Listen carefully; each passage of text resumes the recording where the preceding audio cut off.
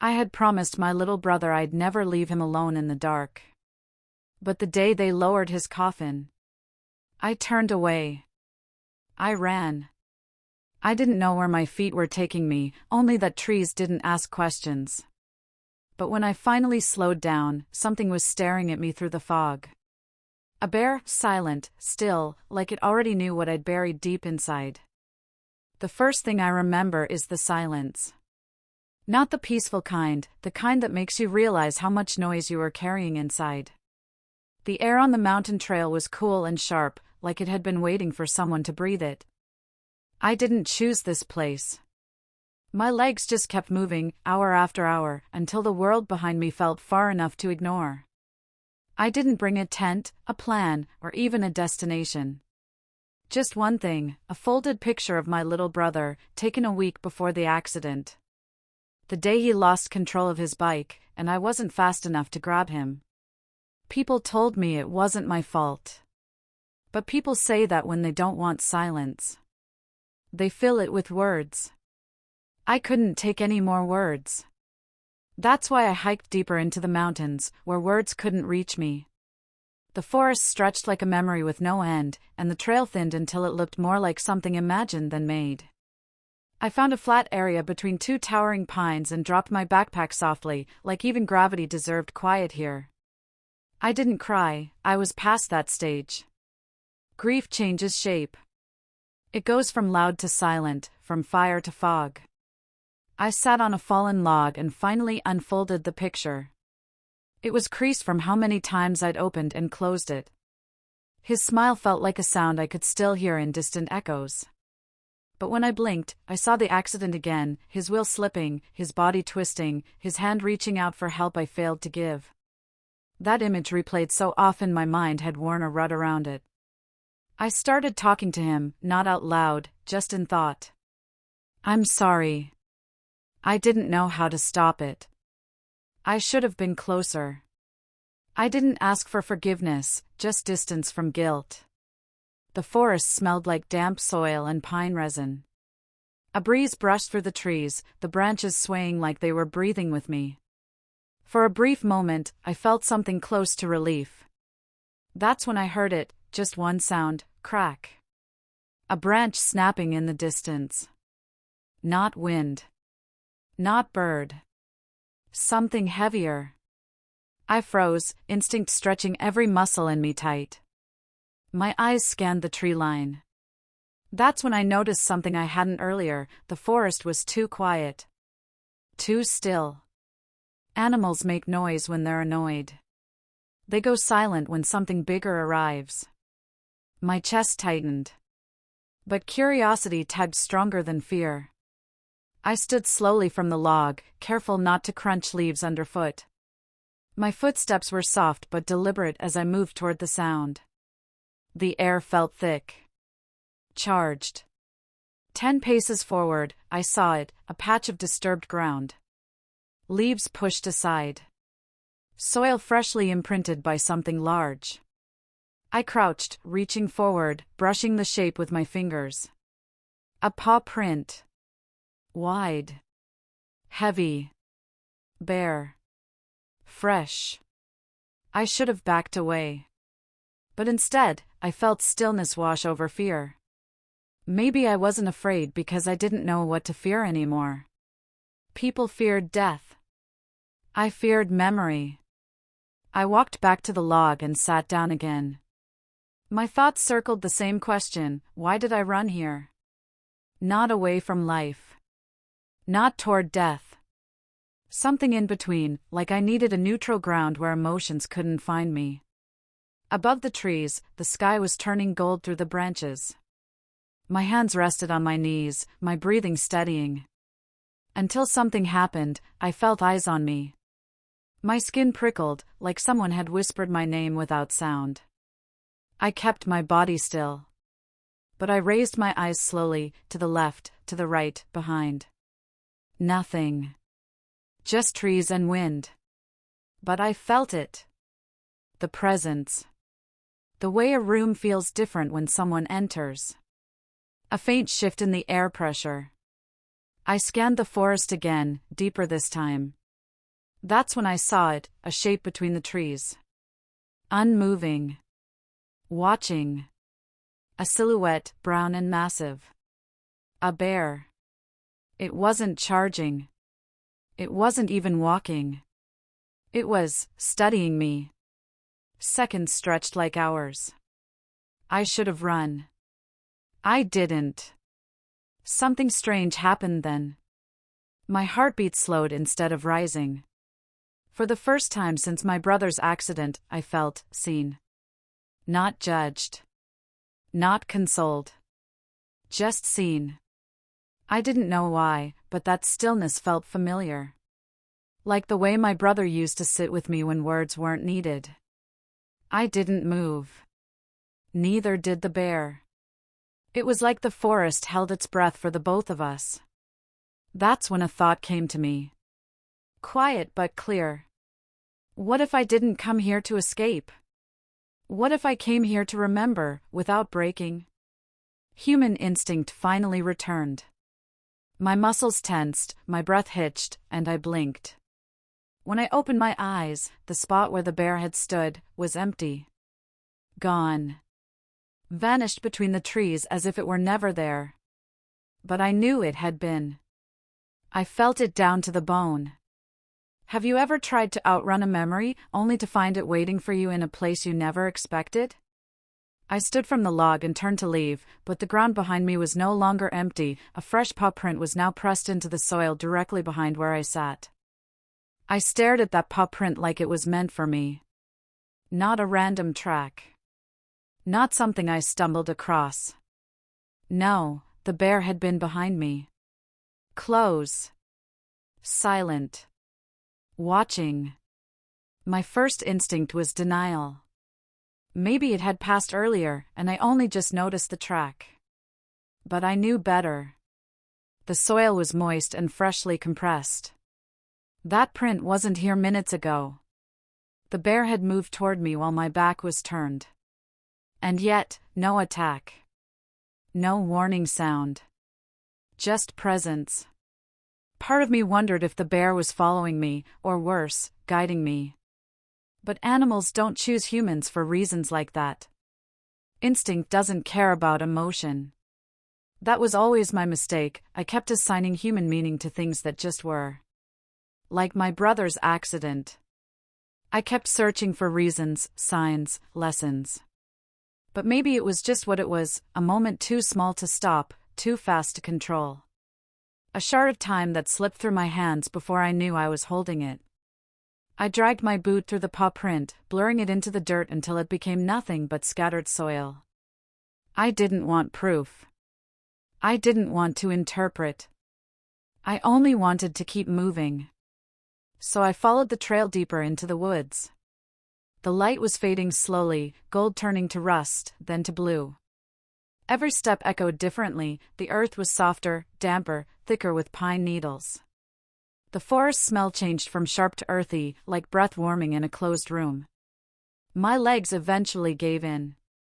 My backpack slumped from my shoulder and landed next to a large moss-covered rock. I sat with my back against the rock, feeling the cold press through my shirt.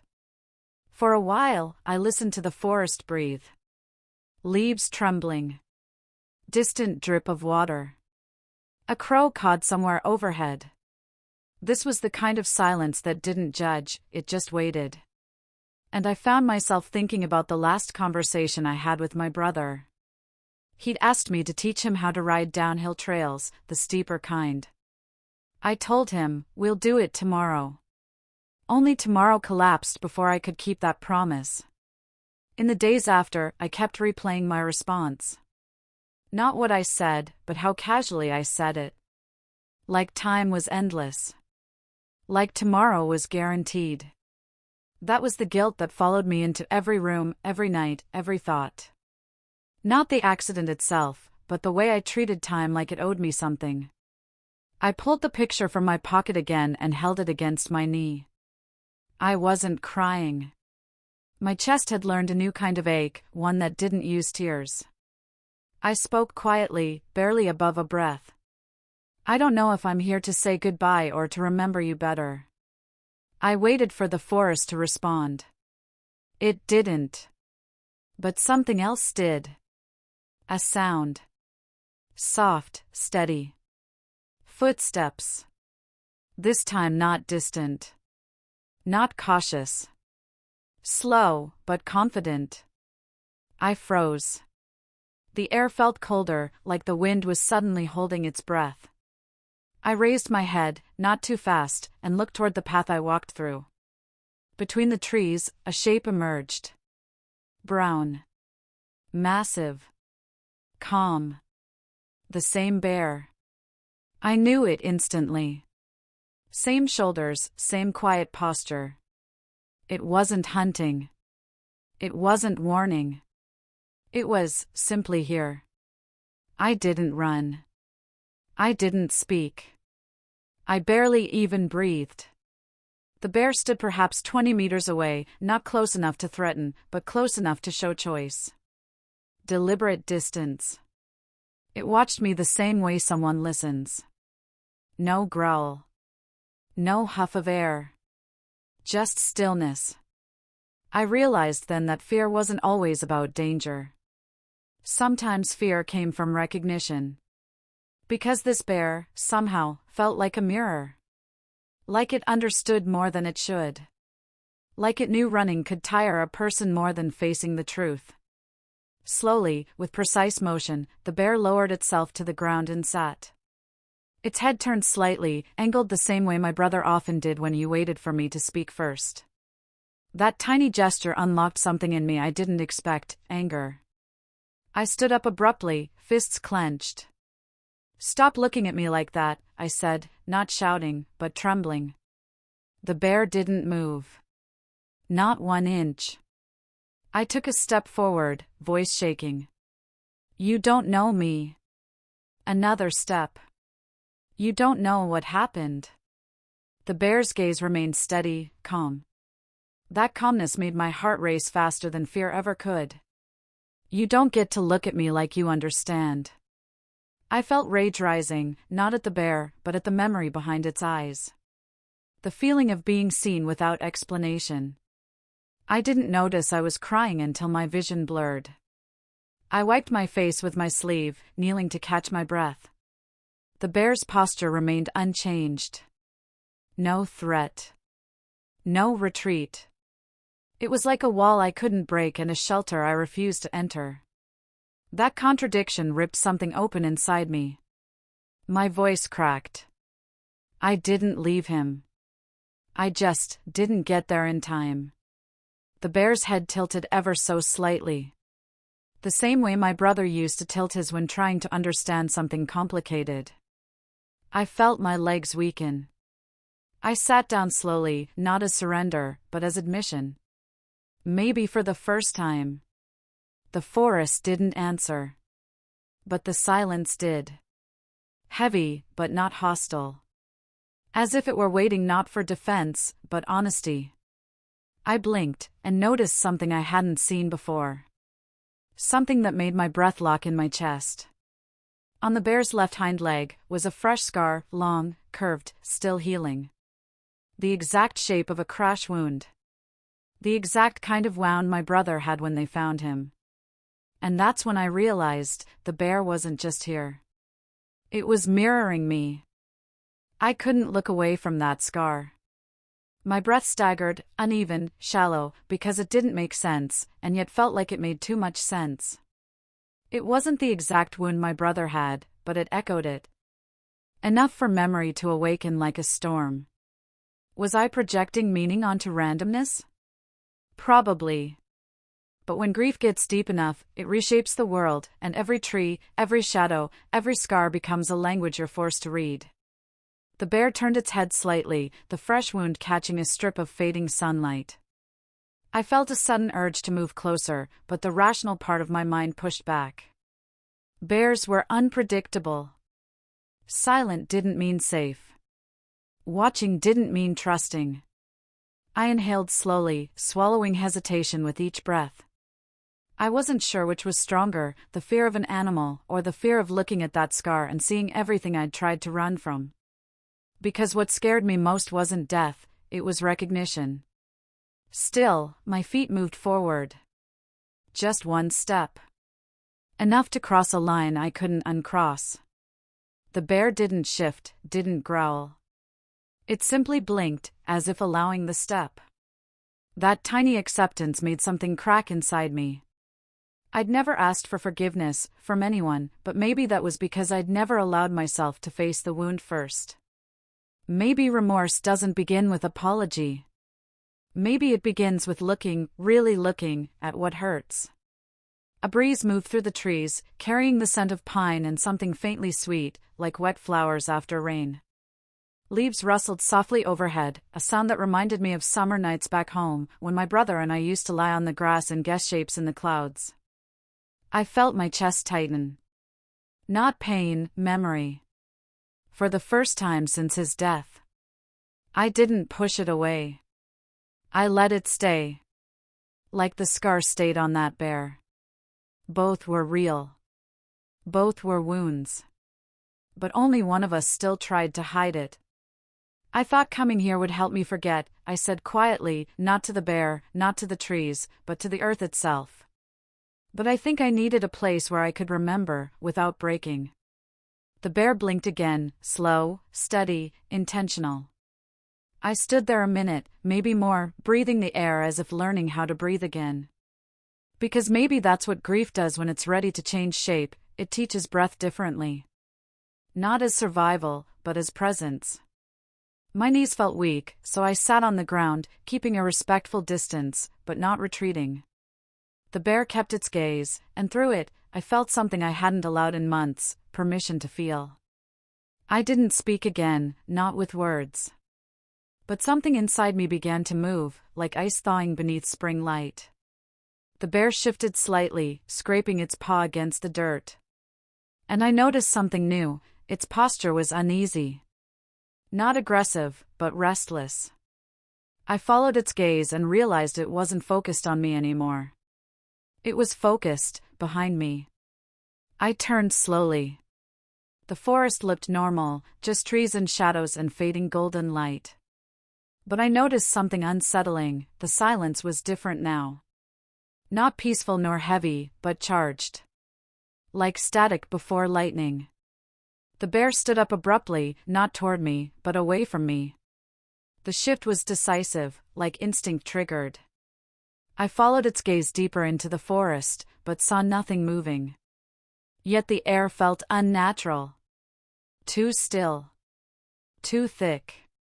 A strange instinct rippled through me, perhaps I wasn't running from memory anymore, but toward something I was meant to face. Because the bear didn't retreat, nor did it approach. It stepped to the side, deliberately opening space between us, as if clearing a path. My throat tightened. I knew that kind of invitation. My brother used to gesture the same way when he was ready to show me something. A route he found. A secret trail. A new fear to conquer. I stood, pace slow, heartbeat rising. One step toward the direction the bear indicated. Then another. The ground dipped slightly, foliage thickening around a narrow path half hidden by overgrowth. I glanced back at the bear, it hadn't moved, but its eyes were fixed on me. Not warning. Not threat. Permission. My breath deepened. Pain moved differently inside me. I understood something then, not clearly, but enough to follow. The bear wasn't pushing me away, it was leading me forward. To what? I didn't know. But grief is heavy, and sometimes, the weight shifts not when we put it down, but when we start walking with it differently.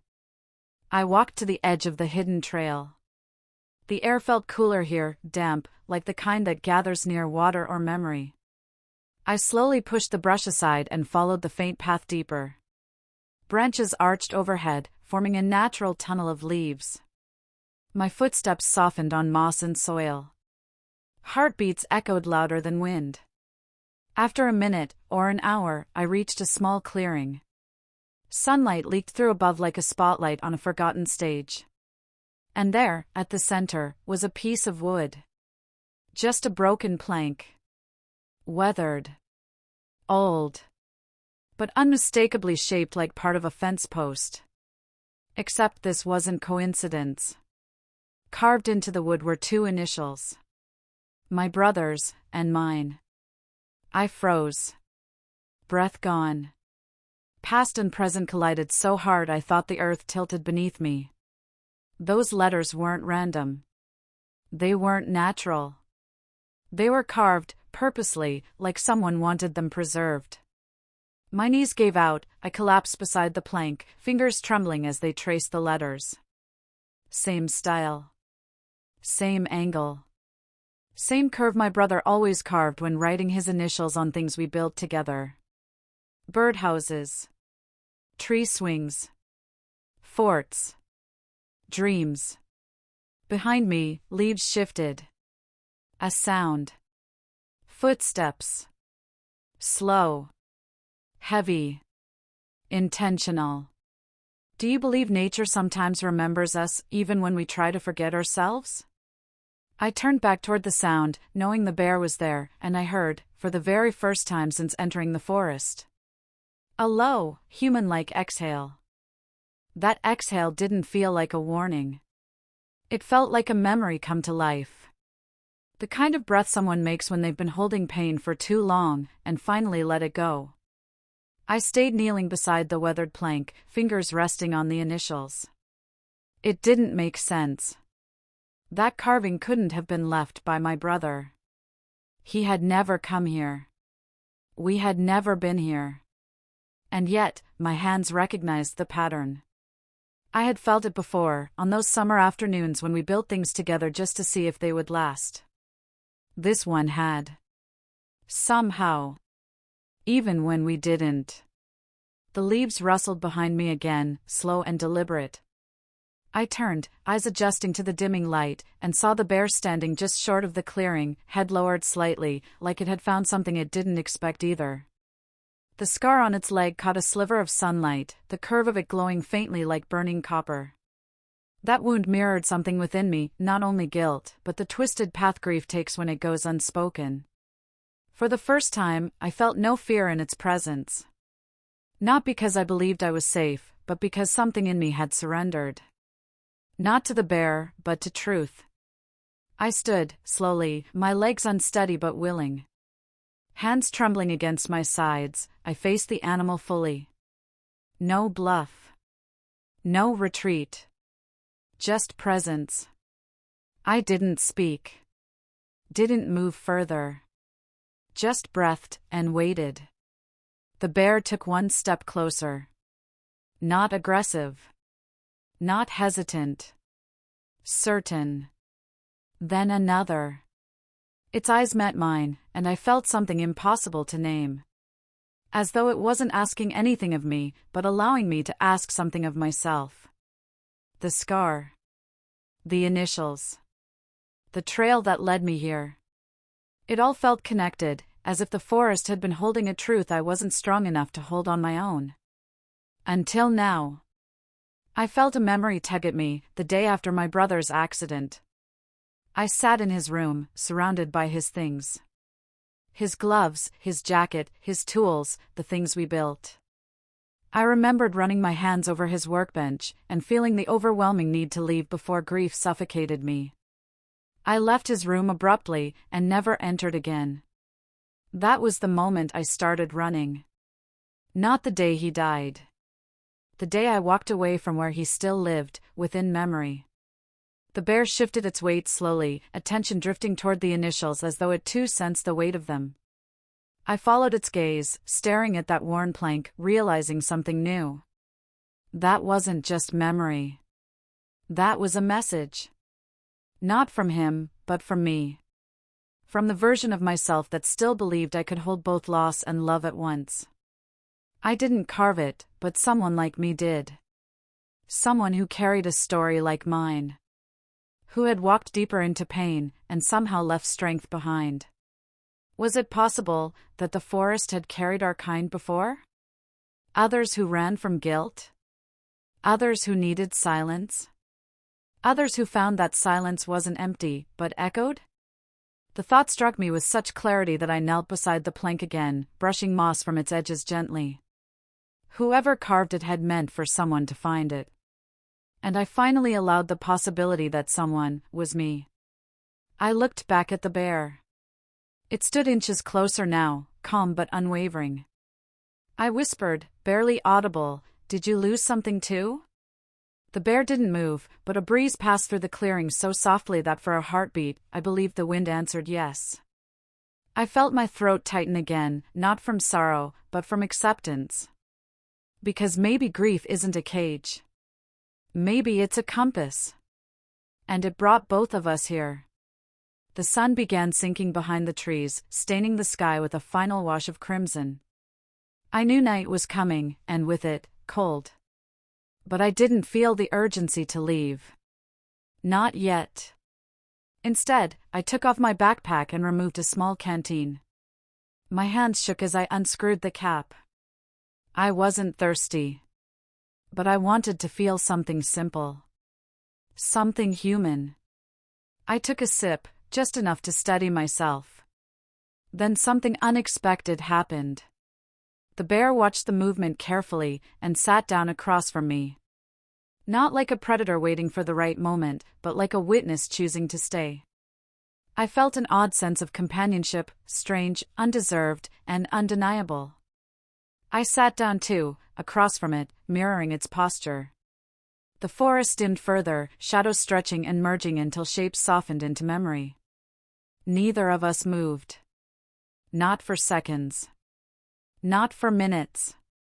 Just quiet breathing between two lives that somehow crossed at the edge of grief. There was something healing in that stillness. Something powerful about not having to be alone with pain. It didn't take words. It didn't take explanation. It took only presence. Eventually, the sky darkened fully, and stars emerged above us like scattered embers. The bear shifted slightly, lifting its head toward the sky.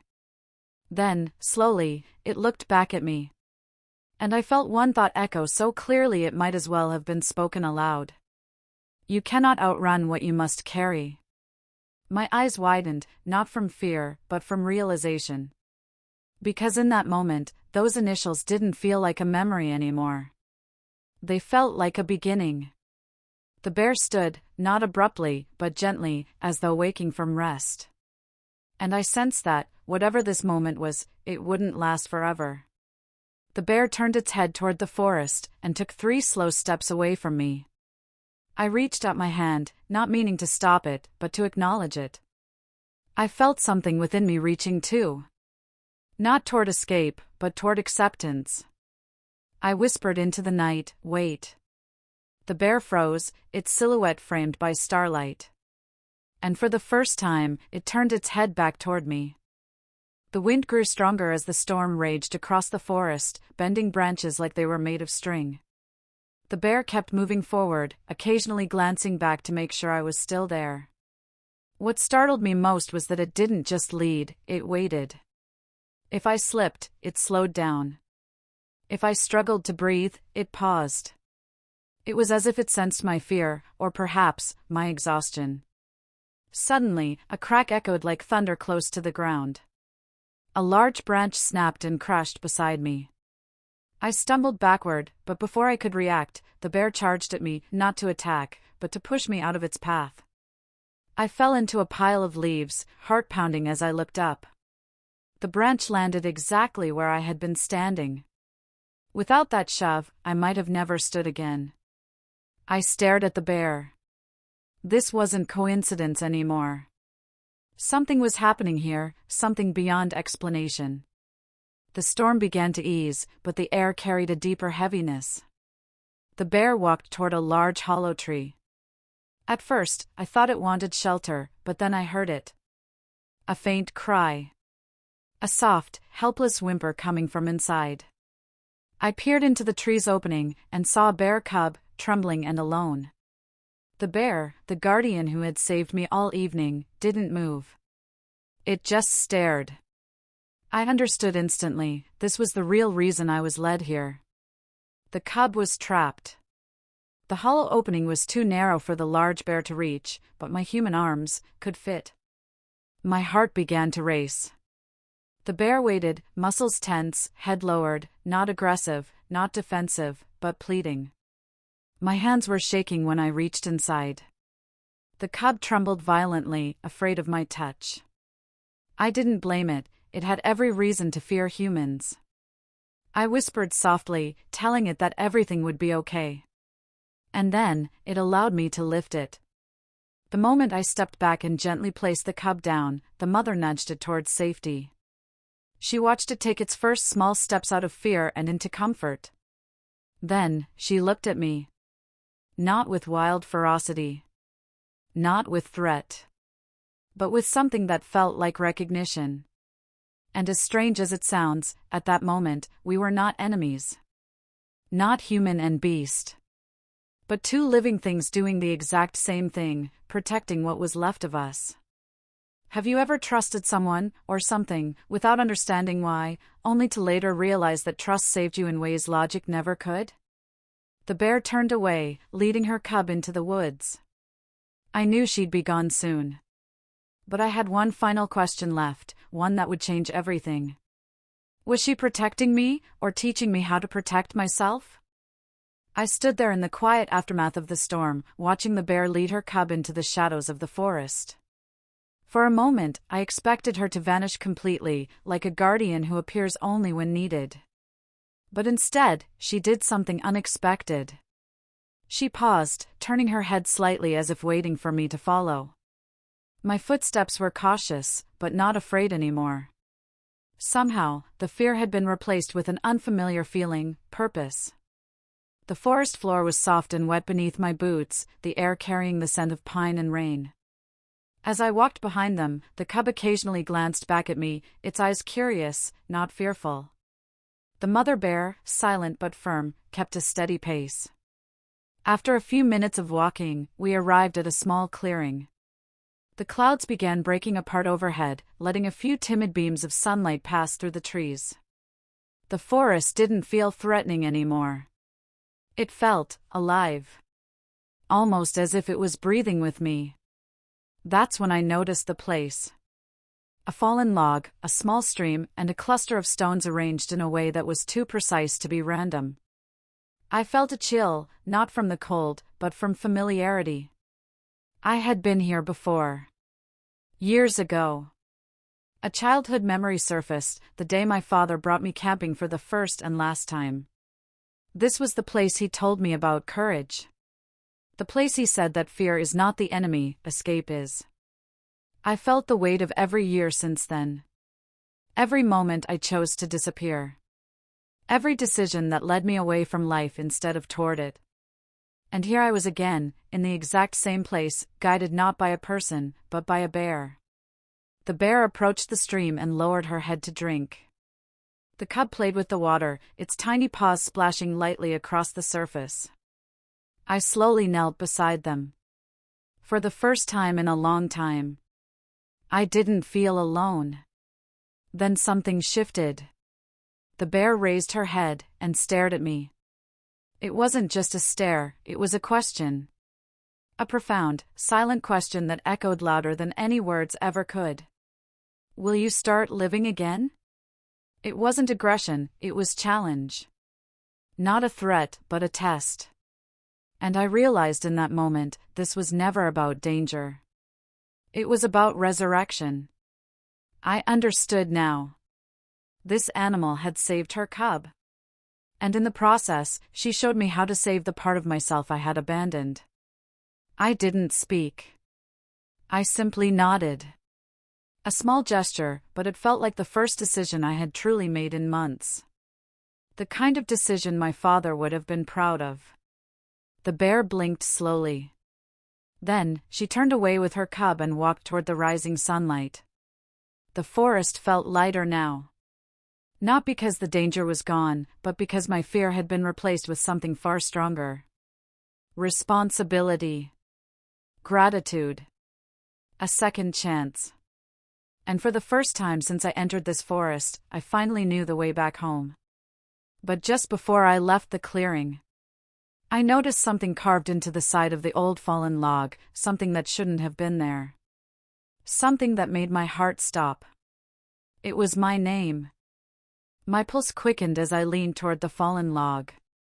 The carving was faded, barely visible, but it was my name, exact spelling, etched into the bark as though someone had taken the time and intended for me to find it. The edges weren't fresh. It was old. Weathered. Which meant it wasn't made today. Or yesterday. I traced my fingers over it.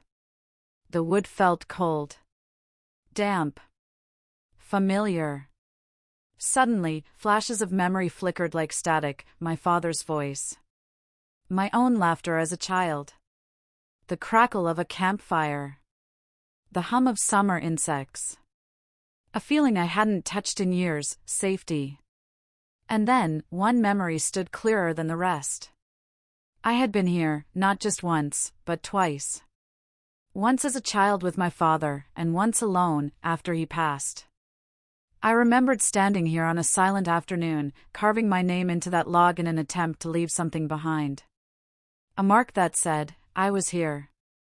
My grief had been too heavy then. I thought I could leave it in the woods. But it never stayed here. It followed me home.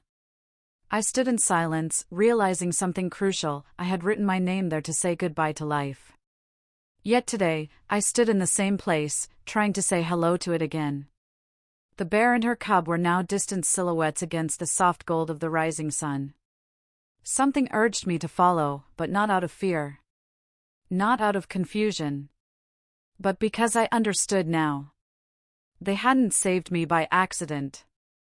They had brought me back to the exact place my life began to lose its meaning. The forest hadn't trapped me. It had guided me. I rose to my feet, breathing steadily. My hands were no longer trembling. I noticed how quiet the forest had become, not dead, not empty, but peaceful. Like it was listening. As I stepped forward, the cub looked back one last time. Just a small, innocent glance, but it felt like a nudge. A reminder. A chance. I followed them until we reached the end of the woods and the beginning of the road that led back to town. They stopped there. Not stepping further. Not crossing to my side. Even in farewell, there were boundaries. The mother bear turned once. Not to claim me. Not to warn me. But to release me. In her eyes, I saw the truth no human had spoken to me in a long, long time. You weren't lost. You just forgot the way. She nudged her cub forward, and together, they disappeared into the trees. No growl. No roar. Just quiet certainty.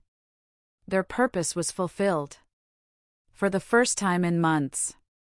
I took a steady breath. And then, I took a step forward. Not into the woods. But toward home. But when I reached the road, I saw a parked truck. And someone standing beside it, a face I never expected to see again. A figure leaned beside the truck, arms folded, watching me as though he had been waiting there all morning. I slowed my pace, unsure if my eyes were playing tricks on me after the night's exhaustion. But as I stepped closer, I knew exactly who it was. It was Daniel, my brother. The one I hadn't spoken to in 8 months. The one who begged me to talk, to open up, to get help, before I shut everyone out. He didn't move. Didn't smile. Didn't accuse. He just stared with tired eyes, the kind of eyes that carry worry for too long. As if he hadn't slept properly since the day I disappeared from my own life. You didn't answer my calls, he finally said. His voice was steady, not angry, but pleading beneath the surface. I thought I lost you.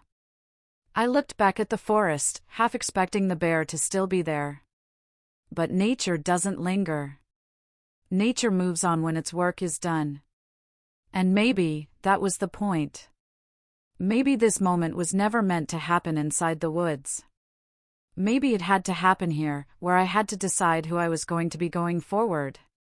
I approached him slowly. My footsteps were different now, not shaky, not hesitant, but deliberate. The same way the bear walked through the storm. "I'm still here," I said quietly. He studied me, trying to read if I meant it. Trying to see if I was really present, in body and mind. "You look different," he whispered. Maybe I did. The air felt easier to breathe. My voice felt easier to use. The weight on my shoulders was still there, but lighter somehow, as if it now had meaning. As if I wasn't crushed by it anymore, but carrying it. He sighed, glancing toward the forest. "You know, this place scared us as kids," he said. "But Dad always said one thing about it." He paused. Then he finished, with the same words I had heard in my memory earlier: "Fear isn't the enemy. Escape is." My heart stopped for a moment. We both remembered it. And for the first time in a long time, we were remembering it together. Engagement question: do you think healing begins when someone saves you, or when they show you how to save yourself? And which one truly lasts? Daniel unlocked the truck door. I looked at the empty seat beside him, and for the first time in a very long time, I wanted to sit there. Not hide. Not run. Not disappear. But before I got in, I turned toward the woods one last time. Only the wind moved between the trees now. The bear and her cub had vanished. But their presence remained. A silent lesson carved into the memory of this place. Like a name carved into the side of an old fallen log. Maybe their roles were finished. But mine was just beginning. Still, one question lingered in my mind as I opened the truck door: if nature gave me a second chance, what would I do with it, once I re-entered the world of people? I slid into the passenger seat of the truck beside Daniel, still gripping the doorframe as if the woods were a lifeline I might let go of too quickly. He didn't say anything. He just started the engine, and the quiet hum of the motor filled the space between us. The road stretched out ahead, black asphalt cutting through the remaining shadows of the morning. Everything looked familiar, yet unfamiliar. My hometown felt smaller, more fragile than memory, and yet full of possibility, like I was seeing it for the first time. I wondered if the bear was still out there, wandering the forest silently. Perhaps she would always be there. A hidden guardian for those lost in their own grief. A reminder that life could be salvaged if only we had the courage to stop running. Daniel glanced at me, his hands gripping the steering wheel, and finally asked the question I had avoided since leaving home. "Are you really okay?" His voice wasn't accusatory. It carried concern, a mirror to the care I hadn't allowed myself to accept. I inhaled, feeling the weight of months, the burden of my grief, and the memory of the bear, all converging. "I think I'm starting to be," I admitted. "I don't know if okay is possible, but I'm not running anymore." He nodded slowly. "That's a start," he said. And I realized that it was more than a start. It was the first step toward rebuilding trust, with him, with myself, and with the life I had almost abandoned. The town came into view. Houses lined the streets, smoke curling lazily from chimneys. Neighbors walked dogs, children played near the park, and cars moved slowly along the familiar avenues. I noticed details I had ignored before: the cracked sidewalks, the flowers in the front yards, the way sunlight hit the corner of the library. It was ordinary. Mundane. And yet, it felt miraculous after the intensity of the forest. Daniel pulled into a driveway I recognized instantly: my own. My home. The place I had thought of leaving for good, the place I had abandoned emotionally if not physically. Stepping out of the truck, I felt the concrete under my feet like an anchor. It was solid. Real. Acceptable. And for the first time in months, I felt ready to face it. I opened the door and stepped onto the porch. The air smelled of autumn leaves and distant smoke. I paused, thinking of the bear, of the cub, and of the lessons they had silently imparted. Fear isn't the enemy. Escape is. I had escaped from my grief. I had wandered in the forest, thinking I was running from loss, but the forest had been showing me the way to confront it instead. Inside, the house was quiet. Too quiet at first, but not oppressive. I walked through the rooms, touching familiar surfaces, the table where my brother used to sit, the chair by the window where I would read in silence, the shelves lined with books and memories. I realized that all these things had waited for me, untouched, patient, unjudging. They had survived my absence. So could I. Daniel followed me, silently, giving space but offering presence. I didn't need words to know he understood. We didn't need conversation to fill the gap between absence and connection. Sometimes, just being there was enough. I stepped to the window and looked out at the fading sunlight. Somewhere, deep in the woods, the bear's presence lingered. I felt it in the air, in the quiet heartbeat of nature that still resonated with my own. And I understood something I hadn't before: the forest wasn't magical. It wasn't supernatural. It was a reflection of life itself, the choices we make, the courage we summon, the second chances we create for ourselves. I turned back to Daniel and smiled faintly, almost imperceptibly. He returned it with a nod, a simple gesture that conveyed relief, pride, and hope. I felt my chest loosen. The suffocating pressure that had gripped me for months seemed to dissipate, replaced by something steadier: possibility. Yet even as I settled into this fragile calm, a thought lingered at the edge of my mind, insistent, unshakable. The bear. The cub. The path in the forest. The carved initials. It had all been real. Not imagined. Not coincidence. And if it was real, then it had a message I hadn't fully understood yet. A message about courage. About responsibility. About the power of presence. And about the choices we make when no one else is watching. I stood in the living room, staring out the window, knowing that the next steps would be difficult. Rebuilding trust, reconnecting with friends and family, facing memories I had long avoided, it all loomed ahead. But for the first time, I felt ready. Not completely healed. Not unafraid. But willing. And just as I turned away from the window, I noticed something that made my stomach tighten. The front door, which I had locked and double-checked before leaving for the forest, was slightly ajar. The door creaked as I pushed it open, heart-hammering. Inside, the house smelled familiar, a mixture of old wood, dust, and lingering traces of the meals I had left behind. The living room was empty. Nothing had moved. No evidence of intrusion. I exhaled slowly, a shiver passing down my spine. Perhaps it was the forest still lingering in my senses, a lesson that even silence carries meaning. Or maybe it was the memory of the bear, of the cub, of the paths they had guided me through. I realized in that instant, the forest had taught me more than survival. It had taught me presence. Daniel entered behind me, quiet, steady. "Everything okay?" he asked, eyes scanning the empty room. I nodded, unable to find words immediately. Words felt unnecessary. What needed to be said had already been experienced, and the forest had been the voice. I walked to the window and looked outside. The leaves were still wet from last night's storm, glistening in the morning sunlight. The world seemed quieter than before, but vibrant, alive. I realized that life wasn't about escaping fear, grief, or responsibility. It was about moving through it with intention. Daniel watched me, understanding in his eyes. We didn't speak. We didn't need to. Sometimes, presence is more profound than conversation. I turned back toward the living room, noticing small details I had ignored before. The scratches on the floor from my brother's boots, the faint outline of where the couch had been moved countless times, the faded photo of my father smiling at the camera, each detail was a thread in the tapestry of my life. Threads I had abandoned for months, thinking they were irrelevant.